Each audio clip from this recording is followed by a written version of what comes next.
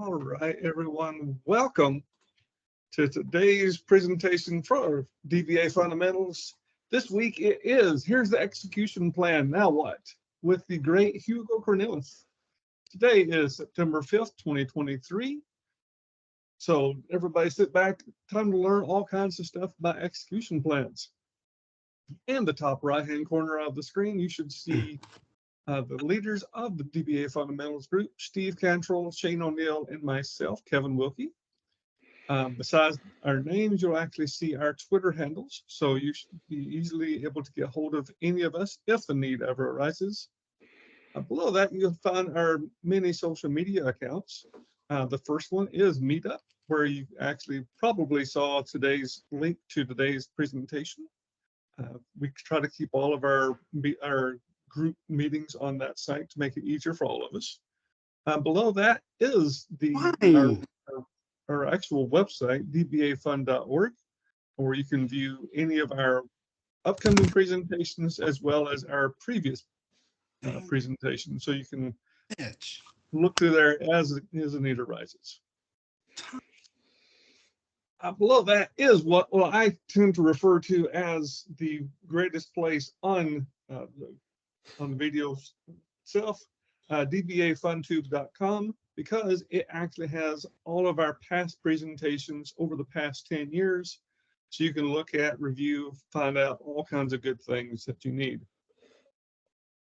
While you're on DBA FundTube, go ahead and click the like and subscribe buttons to make sure that you'll know whenever our presentations are available for you to watch and learn from as you need to.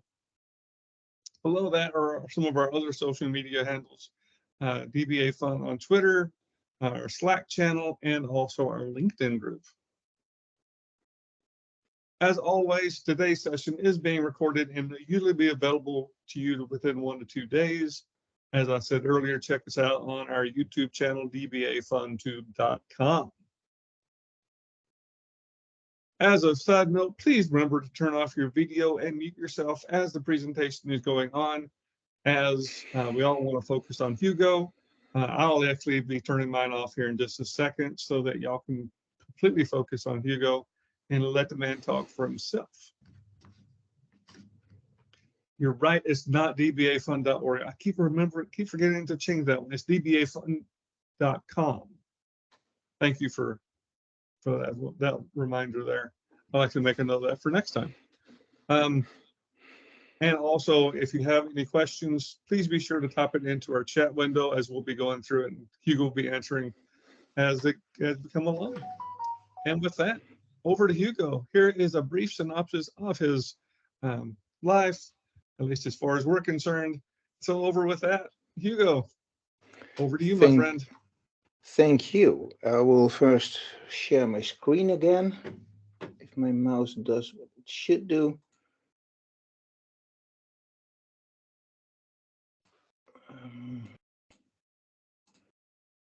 Let's select the right screen. And now you should all see the start of my slide deck. Yes, we see the slide deck. Okay, so I am going to present the session. Here's the execution plan. Now what? And this session is basically intended as a follow-up of a session that I did back in, I think, May for this same group called Execution Plans. Where do I start? So if you have watched that session, then you should slide right in, I hope. If you have not watched that session, well, Kevin just told you where to find it on the video channel. So go check it out afterwards. And of course, if you are watching this later as a video, I highly recommend that you start with the former session, unless you already consider yourself a somewhat medium level execution plan understander. So yes, let's talk about execution plans, and let's also talk about me first for a minute. My name is Hugo Kornelis, and I make SQL Server Fast.com. SQLServerFast.com is a website where several years ago I started collecting all the information I could find about execution plans. I think execution plans are a fantastic tool, but the documentation of it is incredibly lacking. And I decided, instead of complaining about the lack of documentation, I'm going to do something about it. And that has resulted in the execution plan reference, where by now I think I have documented at least 90% of all existing uh, execution plan operators. Now, this is a reference. It's not ideal for learning, and people ask me to provide something as a teaching material. So I also started recording a set of training videos called the Execution Plan Video Training, um, with countless hours of in-depth training on execution plans, starting at the beginner level, going all the way up to level 500 plus.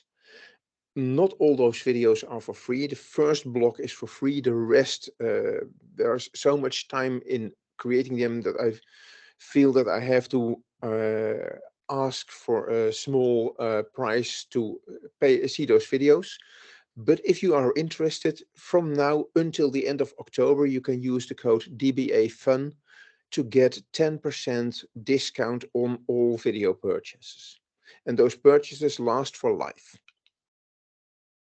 On SQLServerFast.com, I also have my other content, like a blog, like some in-depth articles, and a session called Resources, where you can find the slide deck and demo code for all my sessions, including this one. So if you want to download the slide deck, or if you want to download the code and play with it, go to SQLServerFast.com. In the menu, click Other, then Presentations, then Presentation Resources. Click the name of the session and then click on the download button, or on the download link. It's not a button, to get a zip file with all the materials that I use for this presentation. Now, the most important thing that you want to know about me is my contact details. So I'll bring them up a bit larger. These are my contact details. Kevin already told you how you can ask questions during the session, and I highly encourage everyone to do exactly that. But I also understand that sometimes you have questions that come up later. So please mail me or tweet me if you have relevant questions, and I will try to answer them. Also, if I don't get around to answering your email and it gets buried, that sometimes happens. I'm ashamed of myself, but it happens. So if you don't get a reply to an email within a week or so, send me a reminder. Ask me, hey, did you see my email? I didn't see a reply yet, and I will look at it. With that out of the way, let's start with the session. And let's start with why I created this session. Because there is a problem with how we often approach the teaching of execution plans. So we have this teacher in front of a classroom, real or virtual, with eager students who want to learn, and the teacher is going to tell you something about a certain thing. And when I do this, I often come up with a carefully curated example that shows exactly the thing I want to talk about, like, for instance, a nested loops into a key lookup. I have an example that is exactly that and nothing else. And then I tell you everything about it that you want to know and a lot more. And you listen and look and you are like, ah, I understand it. I have learned something. But then the next day you come to your workplace and your boss tells you to go to your colleague who is stuck with a performance problem, and you just had that course on execution plans. So please go help her. So you go to your colleague and you ask, show me the execution plan. And she brings up the execution plans and says, here, this is the execution plan I have. And you look at it and it looks nothing like the clean, simple execution plans that I showed you in the classroom. So even though you just are out of that course, you're like, I have no clue where to start. I do not know how to approach this. Well, this session is intended to bridge the gap between those very simple, clean classroom examples and the messy execution plans of reality. To do that, I'm going to run through a few examples. using realistic, not real, but realistic scenarios of medium complexity. They are not as complex as the execution plans you will likely see in your day-to-day practice. They will be messier, but they will be more complex than what I normally use when I teach. So you will get a feel for how you need to work with real execution plans. I will talk about 3 cases, but sometimes I spend too much time on 1 or 2 of those cases and I run out of time. So that's why I also have created my own recordings, 3 separate short-ish recordings where I run through each of those cases separately on my YouTube channel. And to save you from remembering a very complex URL, I created a tiny URL, HugoConf. Hugo, my first name, conf for conference talks. So there you can find the those talks created in the past. But of course, if you have questions, then you will want to watch this one, because here I can answer your questions. I cannot do that on a pre-recorded YouTube video. But I'm providing this link just in case we don't get around to covering all 3 cases. So the first case is about excessive I/O, and let's jump out of the slides and directly into the demo. I have already ran the setup script, so let's go to the first demo session. And this is a script with a lot of comments. I do that for 2 reasons, partially to remind myself, but also so that people can later review the script and realize what it was all about.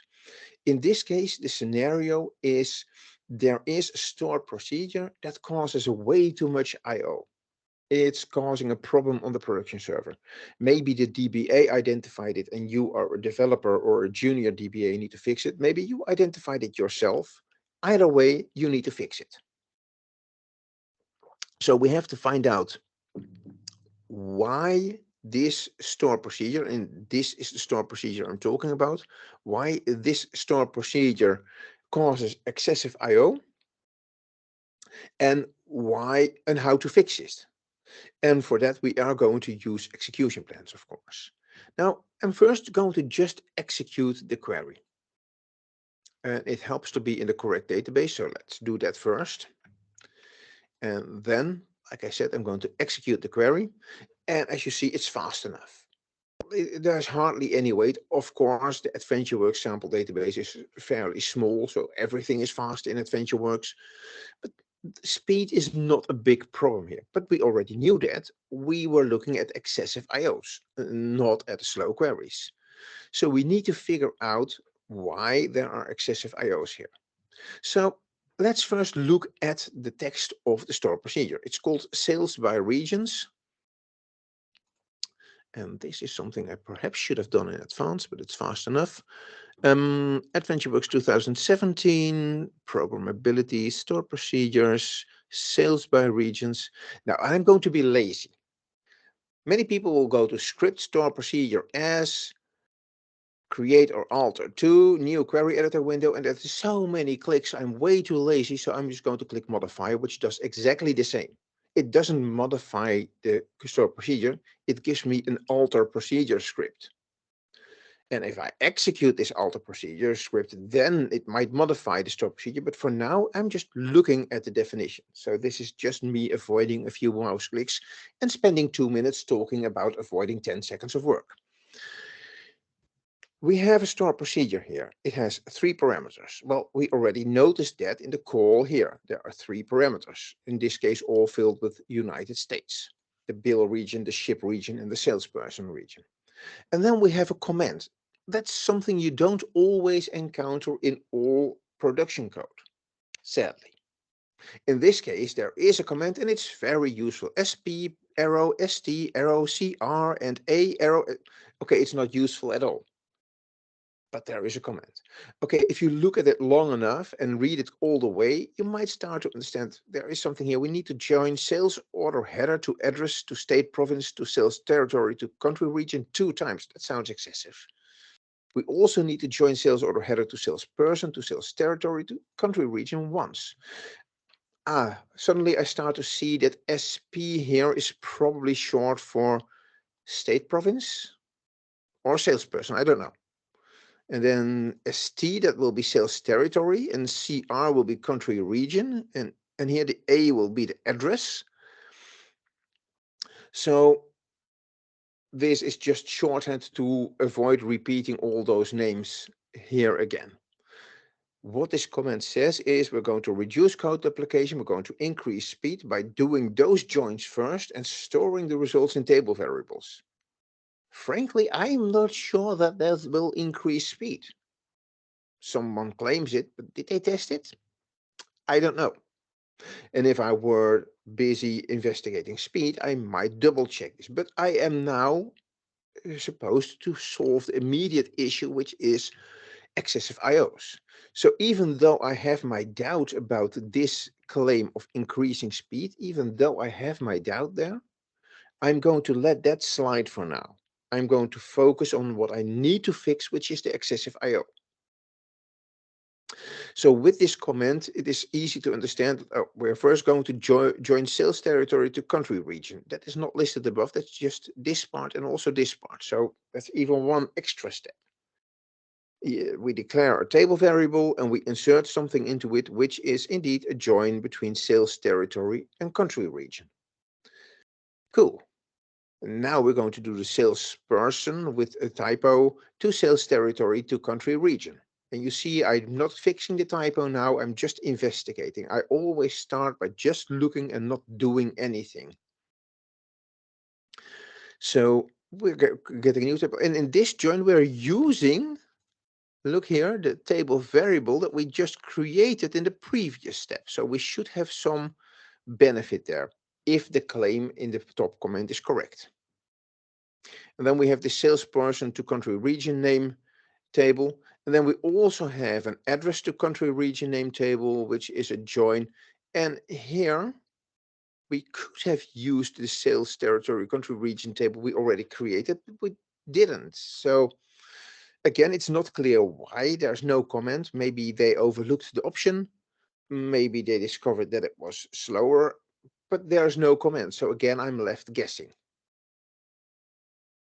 Then there is the actual query. And in this query, we'll see that those three table variables are used and they apply all a filter on the three parameters because, well, we go through those tables from the address to the name of the bill region, and then we filter on the bill region's name. We do the same for here for the ship region. So we figure out in which region we need to ship something, and we filter on that name, and so on.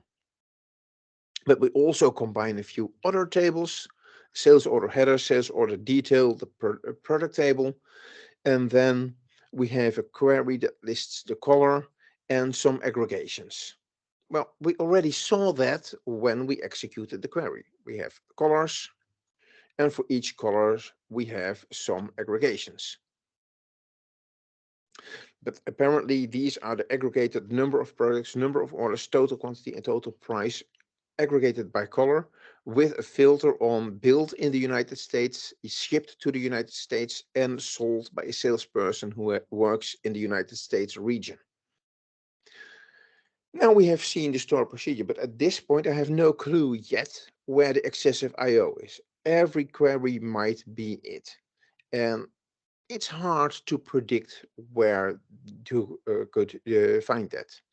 Now, I'm going to talk about execution plans. So some people might be tempted to immediately look at the estimated execution plan, which is a misnomer. It should be called the execution plan only or just the execution plan because it is the execution plan. We can do that. This is the execution plan for this store procedure. You see the store procedure here, and then you see multiple statements that are executed after each other. And each has their own execution plans, and some of those are quite large and quite complex. And, well, I frankly have no clue yet how much I/O each of these will cause. So this doesn't help me. Yes, execution plans are a great tool, but not for everything. Sometimes we have to use other tools. So what I'm going to do is set the statistics IO and the statistics time on, and then execute the stored procedure. This should give me information about each statement in the stored procedure. So we get the results, but in the messages tab, we now have a lot of information. And this is hard to read, this information. But let's see if I can open a new window and bring it to the shared screen, if I can find my mouse. There is a tool called the statistics parser. https://statisticsparser.com. This tool is created by, and I also need to double check, by Richie Rump, made available for free to the community. What this tool does is you take this gibberish output, you Control A to select it all, Control C to copy, click in the large window, Control V to paste, and click parse. And now you see the same information below in very readable tables, one table for each statement, and the tables are even sortable. I can sort them by whatever means I want. In this case, I'm not going to sort them, I'm just going to look at the total line. So the first statement does 32 logical reads. The second does 17 logical reads. They are not excessive I/O. The third statement does 19,768 logical reads total. Is that perhaps the issue? And then we have the fourth statement, which is almost 170,000. Okay, this is the issue. The fourth statement is where the problem lies. This statement is the issue. And in this case, I can see it without sorting, but sorting helps to make it easier. The biggest issue is a work table with 78,000 logical reads and 76,000 logical reads on the product table. Those two are the main offenders. So if I want to reduce the IOs done by this stored procedure, I need to look at the fourth statement and need to look at these two tables. Now it makes more sense to start looking at execution plans. And in this case, I'm going to look at not just the execution plan only, but at the execution plan plus runtime statistics, which means I have to enable the button called actual execution plan and execute the query. I get the results. And now in the execution plan, I get the execution plan for each of the four statements. And at this point, I want to make a minor sidestep and scroll down to execute to query 3. And I'm going to zoom in and show you that query 3 reports a query cost relative to the batch of 70%. So if you had looked at the execution plan without looking at the statistics IO first, you would have assumed that query 3 is the most expensive query here. Well, SQL Server is completely wrong. These percentages, and I explained that in the previous talk I did for this group as well, these percentages are based on estimates, and if the estimates are wrong, then these percentages are wrong. And in this case, the percentage is very wrong, because we saw that query 4 does 10 times as much IO as query 3. And I didn't point it out, but query 3 also finished in 0.047 CPU seconds, and query 4 took 0.328 CPU seconds. So it's also a lot slower. Not my main issue now. We're fighting excessive IOs, but in every way you measure it, query 4 is more expensive than query 3, and this 70% you see here is simply misleading. The actual expensive query is listed as 27%, but this query, query 4, is the expensive one. Now, if you look at the execution plan, you need to be aware that there are two main offenders, the work table and the product table. And I'm going to start with the product table. So I can look at all those operators and reason about it, but what I'm going to do is find the operators that actually do work on the product table. And that operator is, I'm going to scroll to the right to just check them all, but the only operator that actually does something on the product table is this one. And you see here, it's a clustered index seek on the product table. So the information that is exposed in the graphical execution plan helps me already, even without diving into the properties. I already see this is the only operator that reads from the product table. So this operator does all those 70,000 logical reads. Well, it's a clustered index seek. And now I'm going to look at the pop-up with the properties. It's a clustered index seek. It is estimated to execute 3.8 times, but in reality, it executes 38,000 times. This is a huge misestimate. And because of that misestimate, we run into these excessive costs because the product table isn't even that large. It doesn't even have 70,000 pages. Many pages are read over and over and over again because we are doing a clustered index seek, which is driven by this nested loops here. And this nested loops is chosen because we expect just a few rows and hence just a few executions of this clustered index seek, but in reality we get way more executions. If we get a better estimate, then the optimizer will likely not create an execution plan with the nested loops, but use a smarter strategy for the 38,000 rows. So how come that we are so far off with those estimates?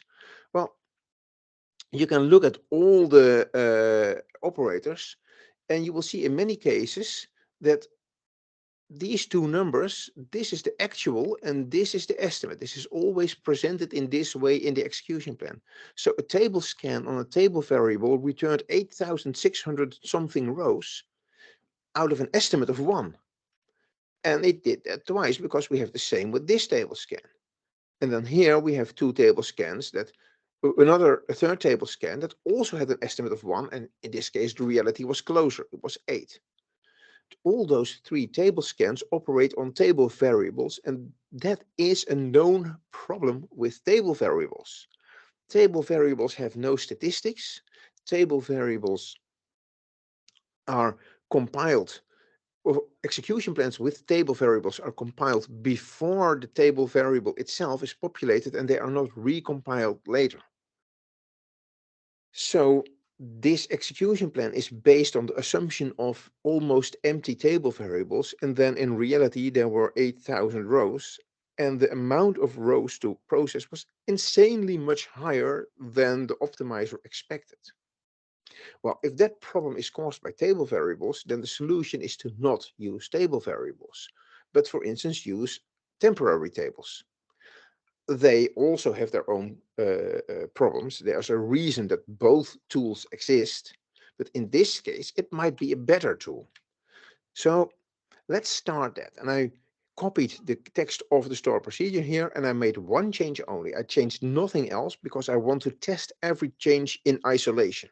Otherwise, I can make 3 changes and something change, and then look at the execution plan, and I don't know which of my changes caused the new execution plan to be better or worse. So I'm going to make one change only. I'm going to create temporary tables instead of table variables. So that's a different statement here, different syntax here. The rest is all the same. I could think about adding indexes on the temporary tables. I don't, because that would be a second change. Might do that later, but for now I'm going to do only this change. So I'm going to change the text of the store procedure, and I'm going to execute the query again. Looking at the messages, copy, go back to the statistics parser, scroll up,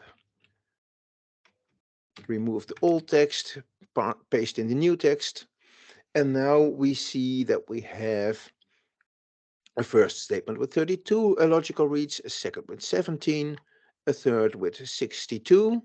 We saved something there, even though I didn't try that. And then 87,000 logical reads. So we had a benefit where we didn't expect it, which is nice, but we also halved the amount of I/O that we had in this fourth statement, and that is what we were going for. If I sort the logical reads, you see that the work table is almost unchanged. but the product table is down to just 15 logical reads. So it worked very well. But of course, we still have a total of 87,000. So we're not there yet. Let's look at the execution plan to see what changed. And let me check my notes first. Oh yeah, that was the next part I wanted to show. So I'm going to scroll all the way down to the last statement again. And there are some changes already that I forgot to point out, but the first execution plan had a total of 3 spilling swords. Now we have just 2 spilling swords, this one and this one. In the first execution plan, this sword spilled as I believe this sword spilled as well. There was one more spill or a hash match, but there was 3 spills total. And that is because the estimates are better. They are not perfect yet. Instead of an estimate of 1, we have an estimate of, for instance, 1502 here. It's still far off from reality, but we are closer. And that already changed how the product table was read. Now the product table is joined to the rest with a hash match, which is far better for cases like this. And that's why we just read the 504 rows, 15 logical reads, that's it, instead of 70,000 logical reads. So we gained a lot, but not enough. And now we need to figure out why, even though we have temporary tables and not table variables, we still have this misestimate here. Because that causes spills. And we actually want to get rid of those spills, because something I forgot to mention, but when data spills to disk, you don't see a full report of all IOs. You see part of it, but not all. You see the reads from a work table that is but you don't see the writes. And most of the reads from the work tables you see are actually not from spills, but from the table spills. We'll get back to that later. So there is hidden IO from all the spilling that we don't even see in the statistics IO or don't see fully. I want to get rid of those spills. And for that, I need to have better estimates, because the size of the amount of memory available to these sorts is determined based on the estimated number of rows of 1,502. In reality, it's 38,000, so of course they run out of memory. So why is this estimate so low? Let's go all the way to the right and start at the source of the data. You now see that the estimates here in this table scan and clustered index header are correct. In these table scans, they are correct as well. And you see that the first hash match, which combines data, is fairly close. The estimate is 1,895, reality is 2,400. That is a reasonable margin of error. No problem. The next estimate, the next hash match, we estimate that after the next join, and remember, this doesn't only, remember, I didn't show it before, but I need to point out that this join doesn't only add the data from the address to country region table, it also implements a filter, the predicate here. So this filter on the bill region has to be United States is also executed by this inner join to this table scan. And here the same, and here the same. So that's why those estimates go down. SQL Server expects 18,995 rows to survive the filter on the salesperson region. And then the next filter on the bill region, it expects it to go down to 859. And the last filter, it expects it to go down to 390. But in reality, after the first filter, nothing else drops off anymore. And that is because these filters are correlated. Let's look at the query text again. I'm looking for sales built to the United States, shipped to the United States, and sold by someone who works in the United States as a salesperson. Well, it makes sense that if something is sold by someone working in the United States, 99.9% of their sales, or in this case even 100%, will be billed to the United States and shipped to the United States. These are highly correlated filters. Now, the cardinality estimator has to make assumptions about correlation. And there are two models of the cardinality estimator that have different ideas of how correlation works.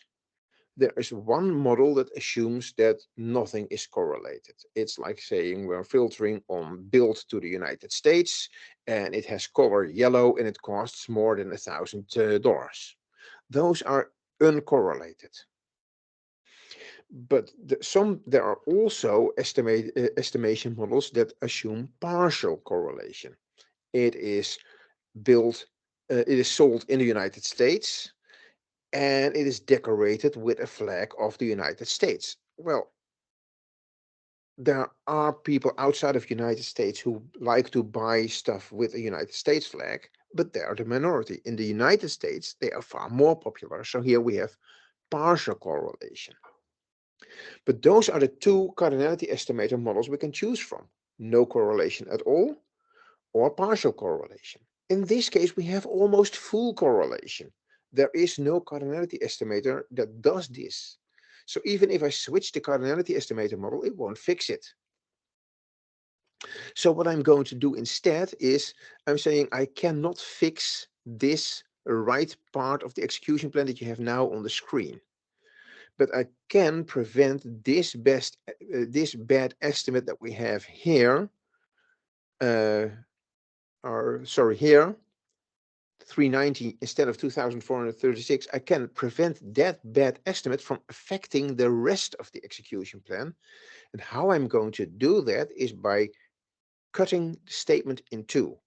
So I'm first going to join the three temporary tables and filter on the three regions that are passed in the store procedure. I'm going to put that into yet another temporary table. That temporary table has then its own statistics so that the next query will at least use the correct correct value as an estimate for the starting. So we have once more the same store procedure. I left in the change to the temporary tables because that helped. I'm not going to reverse that. But now in the end, I'm going to create this fourth statement will be split into one that creates a temporary table selected sales order headers that joins the sales order header to the three temporary tables and applies the filter. And then the actual query joins sales order detail and product to these selected sales order headers to get the final result. So let's alter the procedure again and execute and see whether this helps. So let's execute it. And let's look at the fifth query. Let's also look at the fourth query. Here we see indeed that part that we first had at the bottom right of the large execution plan. It is now split off separately. And we do indeed see this same bad estimate here. 390 was the estimate, 2436 is the reality. But now in the next execution plan, you will see that this execution plan was compiled after the temporary table was changed and uses an starting estimate of 2,436. And that means that we're still going to make errors. There will always be mistakes in estimation, but this mistake has been made a lot smaller yet again. And if we now look at the execution plan, wherever we look, there are no yellow triangles anymore. All the spills have gone. So all this hidden extra IO that we don't even see is gone. Also, let's once more look at the set statistics IO output in a more readable way, just to see whether something else changed. Parse it. First query 32, second query 17, third query 62, and now there come two queries that replaced what was the fourth query. The new query 4a has 5,700 and 5b has 79,000. A tiny bit lower, but remember, most of the IOs we now saved are hidden IOs because of the spill. We still have this work table, and that is annoying. Now, the reason for this work table is because in the query, let's scroll back to the query, I have these two count distincts. For SQL Server to do a count distinct, the standard method is to first aggregate by, look at this one first. To find the count of the distinct sales order IDs, what SQL Server does is first it aggregates by sales order ID. So if there are 50 rows with sales order ID 5, only one of them will remain. And then it can count the rows. But of course, that set is not the full set anymore because we just dropped the 49 other rows with sales order ID 5. So we cannot do this with the full set of data we want to report on. We cannot do this with the data we need to do the normal sums here. And we cannot do this with the data we need for the count distinct product ID. So we basically need to make copies of the data set before aggregation, and then we can apply this. And you can see this in the execution plan. Let's return to the execution plan, last execution plan. And what we see here is that after joining all the data, before anything is aggregated, we put data in a table spool, and a table spool creates a copy of the data in TempDB. This is the work table we were fighting. This operator creates it, and then we have two operators here and here that read that copy of the data. And for instance, this table spool reads the same rows. It then aggregates it, and you can see here that, let's scroll down. That is not visible. Let's look at it here. You can see here that this aggregates by color. No, the output list is color. Sorry. Always people tell me that I'm good, but zoom it, then I mess it up. Anyway, you can see here that this aggregates by color and sales order ID. So we have one row for each unique combination of color and sales order ID, and then we do an aggregation by color only, which counts the number of remaining rows. So this counts the number of remaining sales order IDs within each color. But of course, this set is then useless for the rest of the results. So we create this aggregated total and join it to the rest. But that's why we have different branches where we start with the same set. Now, if we have multiple count distincts, then this is almost impossible to avoid. So I'm going to leave this execution plan here and assume that after reducing the reads on the product table and after reducing the invisible IOs due to the spill, we have reduced the IOs enough. Of course, that is not always the case. In reality, it might still not be enough. At that point, one thing I might do is question, do we really need to have those two count distincts? Is this actually a user requirement?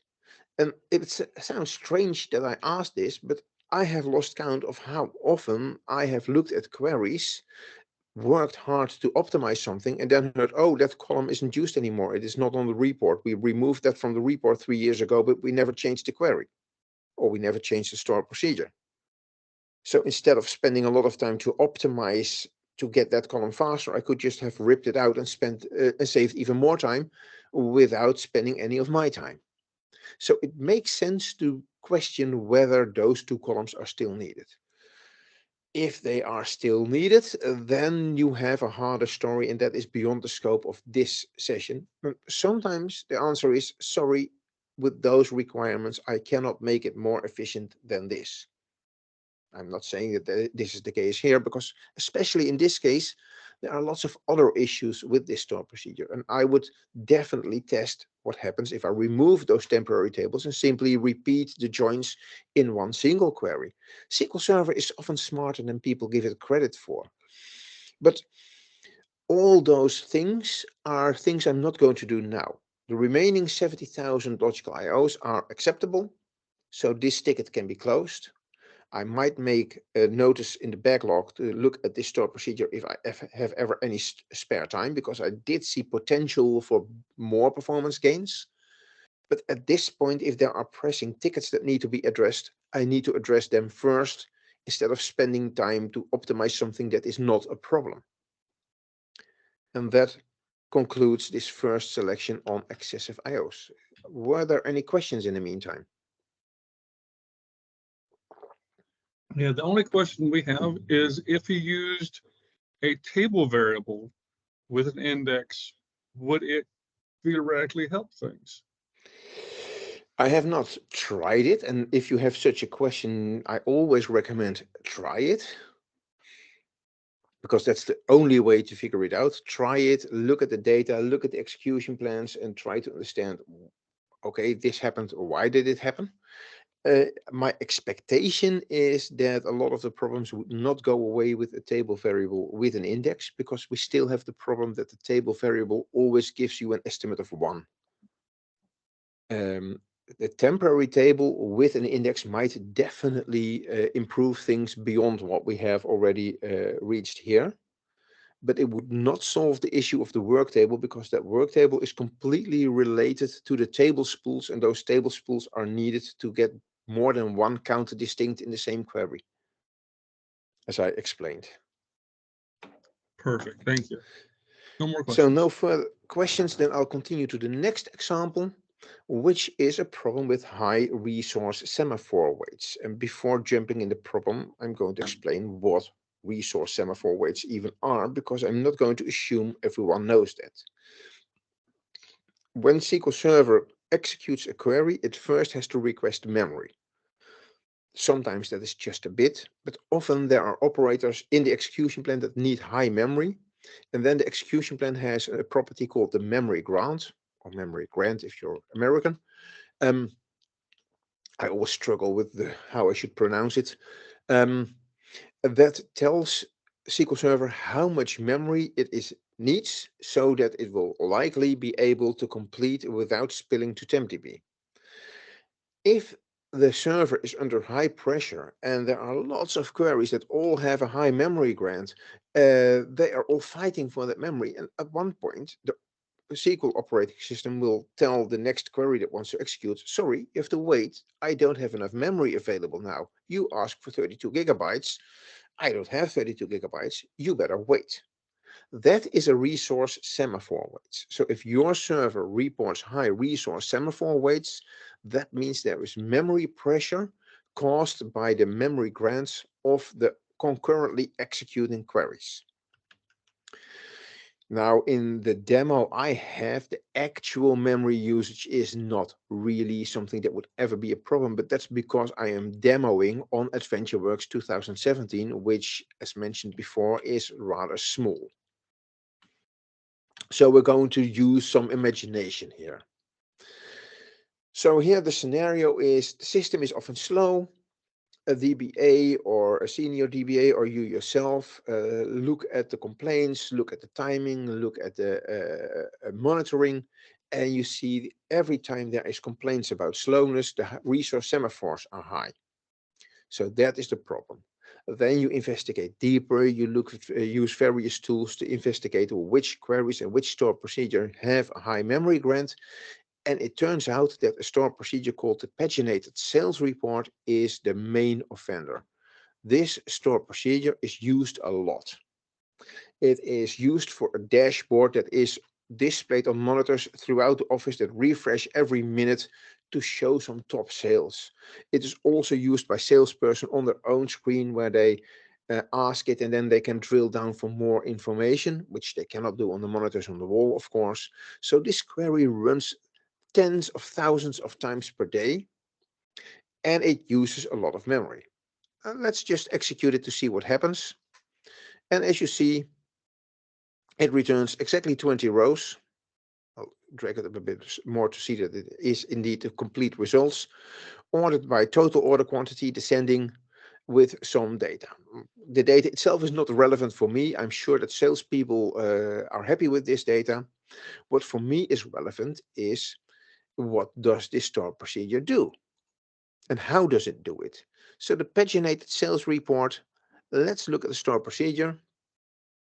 And oh, joy, 0 comments. This is realistic, unfortunately. I see this all the time. I also see that this stored procedure has an optional parameter. So in the demo, I didn't use the parameter, which means it defaulted to 1. This is also how it works in the automatically refreshing screen of on the monitor. So 99% of the times that this store procedure execute, it will use the default page num of 1, and only in 1% of the cases someone will specify a different page num. I'm not sure yet what page num does. The name gives me a suggestion, but you always have to be defensive. So what the store procedure does is it creates a table called all results with some columns. Then it inserts data in this all results based on a CTE, aggregated sales data. And indeed, it joins the sales tables and aggregates it. So the name aggregated sales data is quite apt. And then it joins that aggregated sales data to several tables that this is not a data warehouse, but they function more or less as dimension tables in this query. They translate the product ID into a product number. They translate the special offer ID into a discount percentage, and so on and so forth. And that is then inserted into this temporary table, all results. And then the last query simply displays data from all results based on row ID between page num times 20 minus 19 and page num times 20. If you pass in page num 1, then this means row ID between 1 and 20. If you pass in page num 2, it will be row ID between 21 and 40. So this confirms that page num is indeed used to apply paging to the result set. We request the entire result set stored in a temporary table, and then based on the page number, we calculate which set of 20 rows to display. The row ID column is a bit of a surprise because there is no row ID column here. But if you scroll back up to the table definition, you will see that the row ID is declared as an identity column. And that works then together with the order by on the insert. Normally, an order by on an insert is useless, but in combination with an identity, it works to force the order on the identity columns. So this, in total, creates the paginate, creates the data, and then selects one single page of data based on that identity. Now, where is the problem with memory usage? We need to figure that out. So let's enable the execution plan with the runtime statistics and execute the query again, because then we can look at the memory grant of each individual query. So you see that there are two queries, which is not a surprise. We saw that in the statement, in the text of the store procedure. The first has a memory grant of 47 megabyte, and the second does not even have a memory grant at all. So it is the first one, and that's 47 megabyte. Like I said, we have to assume that this is a large database, and if the database is a lot larger than AdventureWorks, then the same query would indeed have a much larger memory grant. So let's pretend that 47 megabyte is a lot. I know it isn't, but let's pretend. 49 megabytes, sorry. Wait, 49, 47. It says 47 here, and it says 49 in the comment, and that is because when I created this, I did it on SQL Server 2019. This is SQL Server 2022, which apparently has slightly different estimation model. The basic remains the same, just deduct 2 megabyte from the text in the comments. But now that we know that the first query is the problem, we also need to know which operator or operators is the problem. Now, there is no simple way to just look at operators without any other knowledge and know this. You have to be aware which operators use memory and which don't, because SQL Server isn't very good at reporting that. There are some things, but let's not get into the details. I know that a sort is an operator that uses memory. And if I have an execution plan with runtime statistics, I can also look at the actual memory usage. So what SQL Server does not do, wait, let's take a step back. I know that this sort uses memory. I also know that this hash match uses memory. And this hash match, let's pull this down a bit. And this hash match, and this hash match, and this hash match. The other operators do not use memory. I know that because I have studied all those operators. That is what you sometimes need to do. You need to know what operators do and how they do it. But what SQL Server now does not report is how much each of those individual operators contribute to this total of 47 megabyte granted memory. The optimizer has computed that the total memory needed is 47 megabyte by adding all those operators together, or at least the operators that run at the same time. But it doesn't tell me the sort contributed 10 megabyte and the hash match contributed 20 megabyte. No. However, what I can look at, and it's not the same, but what I can look at is the actual memory usage. That should give me an idea, especially if the estimates and the reality are close. So I can look at the memory usage here. I'll bring this up. So I skip the step. I always have the properties window open, but if not, you can right click and click properties, and then you have this properties window here. You can place it anywhere you want. I always have it on the right side. And let's zoom in a bit. And the elements here, you can click on the pluses and to expand them. In this case, I'm going to look at the memory usage, and I see here that the input memory and output memory are the amount of memory that is given to the operator, but the used memory is what is actually used. So the sort operator used 11,600 kilobytes, I believe, of memory. I can do the same for the other operators. So this hash match has a used memory of 320. So the sort contributes more. This hash match has a used memory of 640. I can do that for all of the hash matches. I won't do it now. I will find that the biggest memory contribution is this sort operator. This is where most of the memory is used. So if I want to reduce the memory grant for this query without causing it to spill because it still needs the memory, I need to find ways to reduce the memory footprint of this sort. And that is hard because the sort receives 120,000 rows and needs to sort them. And how do you do that without storing them? Normally, that is almost unsolvable. However, in this case, I happen to be lucky. I know two things. The first thing I know is that 99% of the time this paginated sales report runs, we only want page 1, which is rows 1 to 20. The second thing I know is that there is a specific variation of the sort operator called the top n sort that uses a different internal algorithm to sort the data if the number of rows needed is less than 100. Basically, it uses, what's the name called? Insertion sort, which means it only keeps the 20 or 40 or 100 rows that are best so far, and simply inserts each next row in the right place while dropping off the one that is now no longer part of the best 20 so far. So that uses far less memory at the expense of slightly higher CPU usage. Now, I cannot use that to do the complete paginated sales report. It also has to work when the page number passed in is 50.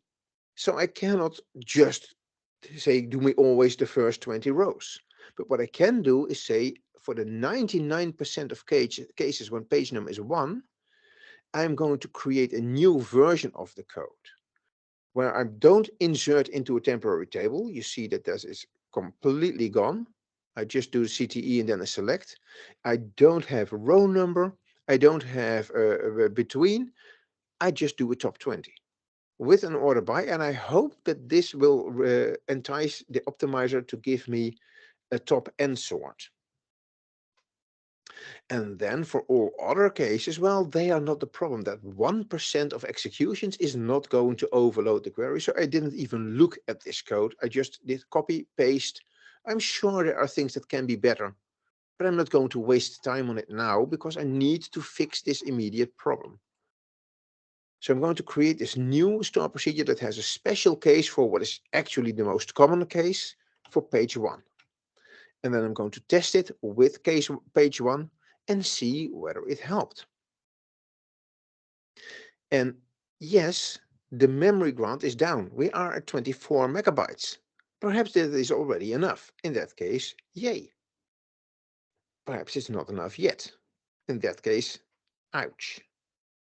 And then I see that there is a top operator here and a sort operator here, and it even spilled. So we granted less memory, but it was not enough. And we probably hurt performance more, and we don't want that. And the sort still stores and processes all 120,000 rows. So the top end sort that I wanted isn't there. Why not? To understand that, I had to look at the query again.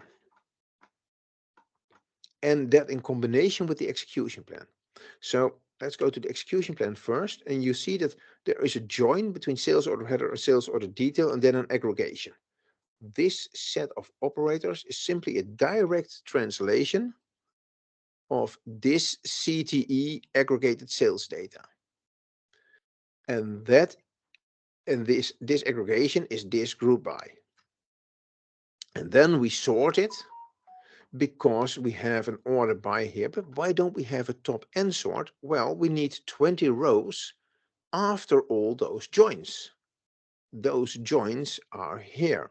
SQL Server doesn't want to do those joins for 120,000 rows. It wants to do those joins for as few rows as possible. So now we could, of course, do a top 20 sort here. But then what if some of the joins don't have a match or have more than one match? We would get 19 rows in the results or 21, which is not correct. If there are trusted constraints that SQL Server can rely on to know that this join will always return exactly one row, this join will always return exactly one row, and so on and so forth, then SQL Server could safely reduce to 20 rows here, and then with the top 20 sort, and then do the rest of the joins. But apparently in this case, our database is not defined with those constraints, or they are not trusted. And hence SQL Server has to make sure that even if these nested loops increase the 20 rows to 21 or decrease it to 90, that we still have 20 rows. So it puts the top 20 here, and it just asks for rows until there are 20 rows. And that might mean that 20 rows from this sort are returned, as is the case, but it might also mean that 22 of them are returned, or 18, or whatever, as long as after the joins there are exactly 20. Now, in this case, even though SQL Server and the optimizer doesn't know, I know that those nested loops always return exactly one row. And the proper thing to do is, of course, to make sure that there are trusted constraints. But what if I don't have that level of control over the database? Well, in that case, I can take the risk away from SQL Server and take it myself. So what I have done instead is say, do the top 20 here. Give me the 21st rows from the aggregated sales data, then join to the rest, and here is no top. I don't care whether it's less or more rows here. I myself know it will still be 20, but I don't tell SQL Server that I need it to be 20, because now SQL Server can feel free to create an execution plan that actually does the top 20 sort. If I create this store procedure, this version, and then look at the execution plan, you will see that now indeed we do have this top n sort here with for a value n set to 20, and that does reduce the memory usage by a huge amount. Now this memory grant is just 14 megabytes, and those 14 megabytes are caused by this last remaining hash match operator. It's the only memory consuming operator left in the execution plan. So if this is still too much, you have to look deeper and look into ways to reduce this, which will be a lot harder. And again, I am going to assume that 14 megabytes is enough for now. So we're not going to go to the really advanced stuff where you have to solve the almost insolvable problems. This is a good way to solve it. Okay, I have talked for more than an hour already, so I'm going to skip the last demo. Like I said, you can watch it on my YouTube channel if you are interested. It is a case where I have erratic query performance. By looking at the execution plans and using the query store, I figure out that it is a case of bad parameter sniffing. And I talk a bit about different ways you can fix bad parameter sniffing. I apply two of them in combination, and that solves the problem of this demo. I am not going to show that now in the interest of time. So what I actually showed in all the examples is how you can look at execution plans and other tools to find where the root problem of an issue is. Then you can use your knowledge of the optimizer of execution plans to think about what other execution plan would not have this issue, and how can I change the query, or perhaps change the database by applying constraints that should have been there already. How can I or creating indexes, etc. How can I create a starting set for the optimizer so that it will come up with this better execution? And I also showed that sometimes the changes you made do not result in the new execution plan you expect. Sometimes it gets worse, sometimes it gets better. The last case is, of course, ideal. But that's why you always look at the execution plan after each step.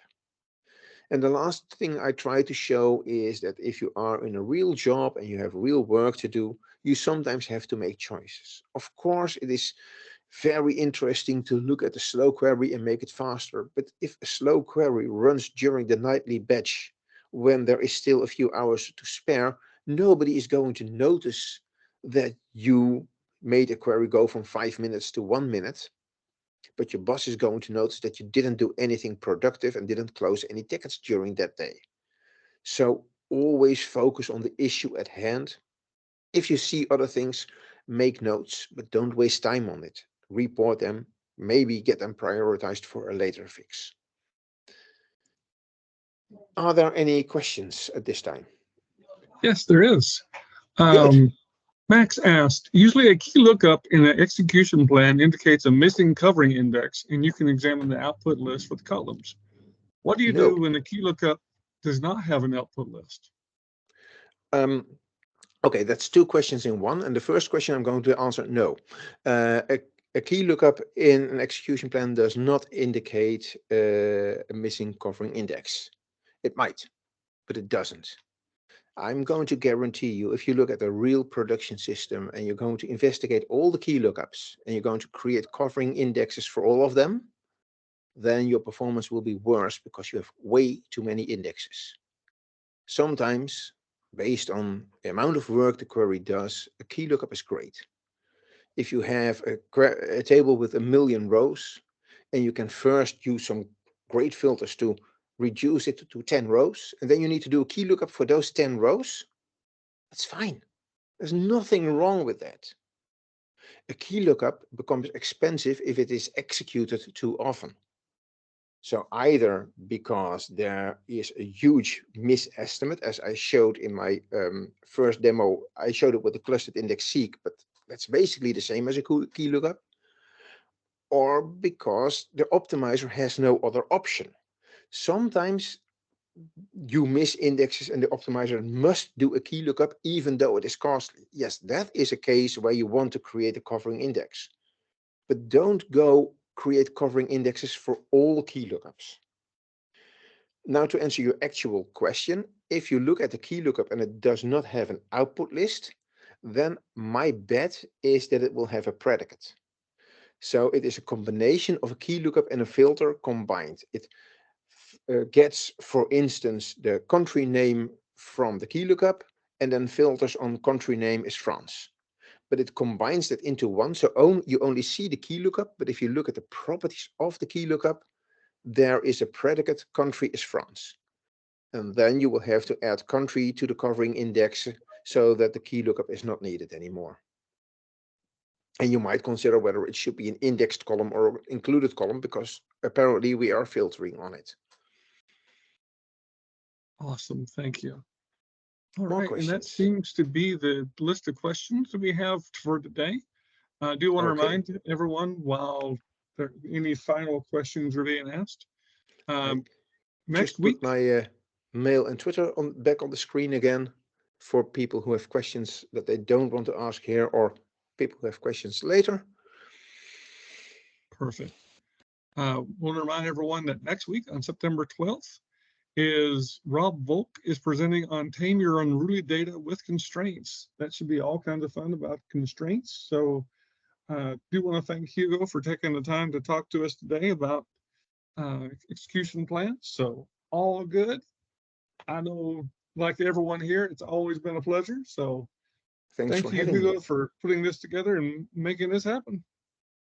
My pleasure, and thanks for having me. Oh, my pleasure. All right. Thanks, everyone. We will see y'all next week. Bye-bye. See you.